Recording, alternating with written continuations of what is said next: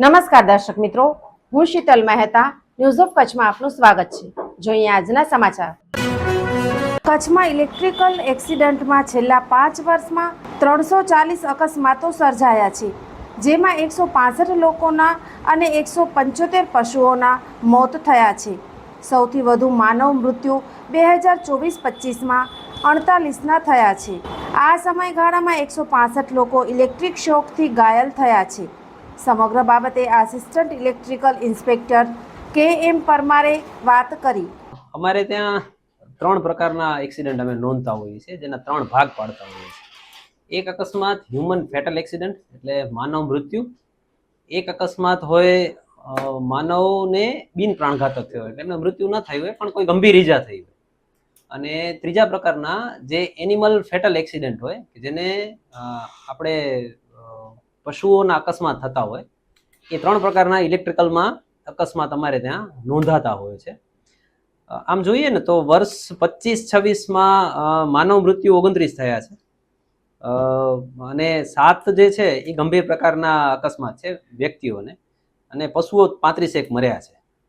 એટલે એમના જે માલઢોર હોય એ 35નું મૃત્યુ થયું છે, જે ઇલેક્ટ્રિકલના કારણે થયા છે. આમ 70 અકસ્માત બંને ઓફિસમાં નોંધાયેલા છે, મારી અને ઉપરની જે મારી ઓફિસ છે એ બંનેમાં એટલા અકસ્માત નોંધાયેલા છે.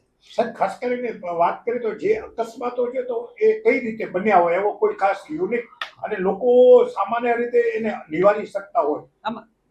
આપણે અકસ્માતના 2 ભાગ પાડી દઈએ.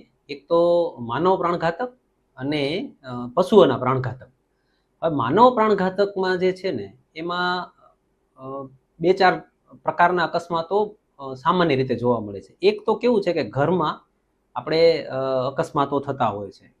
તો ઘરમાં અકસ્માતો જે સામાન્ય થતા હોય ને, એ પાણીની મોટર, જે ફ્લેક્સિબલ મોટર હોય, જે એક જગ્યાએથી બીજી જગ્યાએ મૂવ થતી હોય ને, એવી મોટરોમાં વધારે હોય. કારણ કે એનું પિન એ લોકો કન્ટિન્યુ કાઢતા હોય, મૂકતા હોય અને હાથથી મૂવ કરાવતા હોય, જે પાણી ખેંચવા માટેની કે પાણી ચડાવવા માટેની. એટલે આવી જે ફ્લેક્સિબલ મોટરોને આના કારણે થાય ને, એ ખુલ્લા અથવા રિસ્કી ટાઈમ ફ્રેમમાં જેમ સમય નીકળે એમ આપણે ત્યાં સબમર્સિબલ મોટર હોય ને તો ક્યાંય આપણે ટચ ન કરીએ, આપણે સ્વિચ સિવાય કોઈ જગ્યાએ ટચ ન કરીએ. એટલે જ્યાં સતત સંપર્ક હોય ત્યાં આવા અકસ્માત થતા હોય. હવે એને નિવારવા માટે તો કેવું છે કે જો 2 વસ્તુ થાય. એક તો એ આપણે જે એનું કન્ટિન્યુ ટચ ઘટાડીએ અથવા કોઈ પરમેનન્ટ એરેન્જમેન્ટ કરીએ, અથવા જ્યારે લાઇટ બંધ હોય ત્યારે જ એને અડીએ, ચાલુ વીજ પ્રવાહે કોઈ ઇક્વિપમેન્ટને અડીએ નહીં એ. અને બીજું કે એમાં સરકારશ્રીની ગાઈડલાઈન મુજબ અત્યારે દરેક ઘરમાં 2023થી ફરજિયાત અર્થ સર્કિટ બ્રેકર અથવા આરસીસીબી કે ઈએલસીબીનો ઉપયોગ કરવાનો સરકારે ભલામણ કરેલ છે. અને જો આ બધા વાપરે તો આમાં અકસ્માતની સંખ્યા ખૂબ ઘટી શકે એવું છે. એ સિવાય પછી ફેક્ટરીઓમાં અકસ્માત થતા હોય, એ ક્યારેક કોઈ વાયોલેશન હોય, પછી જે ડિસ્કોમમાં પીજીવીસીએલ કે એવી કોઈ જગ્યાએ ક્યારેક સમય, એ બહુ અકસ્માતની સંખ્યા બહુ મોટી નથી હોતી, પણ નાના અકસ્માત એવા થતા હોય કે ક્યારેક ફોલ ડાઉન ઇન્જરી, ઉપરથી હાથ છટકી જાય, પડી ગયા છે, કે ફીડરનું આઈડેન્ટિફિકેશન ખોટું થયું છે, કે એવા નાના એક્સિડન્ટ પણ એમાં પણ થતા હોય છે. પશુઓના અકસ્માત ઘટાડવા માટેની ખાલી એક જ વસ્તુ છે કે ટ્રાન્સફોર્મરની આસપાસ ફેન્સિંગ કરાવવાનું. મોટાભાગના શહેરોમાં તો બધી જગ્યાએ થઈ ગયા છે, એટલે એ અકસ્માતો ઘણા ઘટ્યા છે, દિવસે ઘટે છે. જે આજથી 5 વર્ષ કે 10 વર્ષ પહેલાના ડેટા જોવો તો એના પ્રમાણમાં અમે અડધે પહોંચી ગયા છે. હજી એમાં ઉત્તરોત્તર સુધારો થાય એવી અમારી પણ ઈચ્છા છે, અને પીજીવીસીએલ પણ કામ કરે જ છે.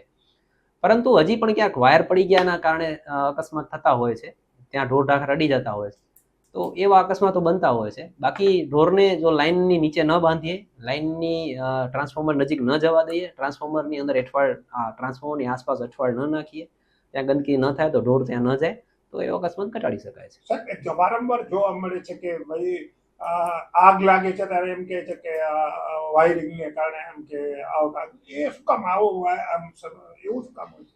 આમાં એવું છે કે આગ છે ને ઈ વાયરિંગના શોર્ટ સર્કિટ તો ઈ પછીની ફિનોમિના છે. પહેલી ફિનોમિના ઈ છે કે મોટા ભાગે લોડમાં વધારો જે થવો જોઈએ એ સમયાંતરિત વધારો નથી થતો, અથવા લોડ અચાનક ઓલ ઓફ સડન કોઈ રીતે વધી ગયો, જેના કારણે એમ્પિયર વધી ગયા અને એના કારણે તમારા કરંટ વધ્યો અને કરંટના કારણે કોઈ ફાયર ઇન્સિડન્ટ થતા હોય છે. આવું હોય છે એમ સામાન્ય રીતે. એટલે શોર્ટ સર્કિટ એટલે બે છેડા ભેગા નથી થઈ જતા, પણ સામાન્ય રીતે તો ઇન્સ્યુલેશન ખરાબ થતું હોય અથવા લોડના કારણે ઇન્સ્યુલેશન બળતું હોય ત્યારે હોય. સાહેબ પણ એ ફિટિંગ વખતે એ જેને સર્ટિફાઈ કરે છે એને પોતાના વાયરની સ્ટ્રેન્થ આ કેમ જોતા નથી?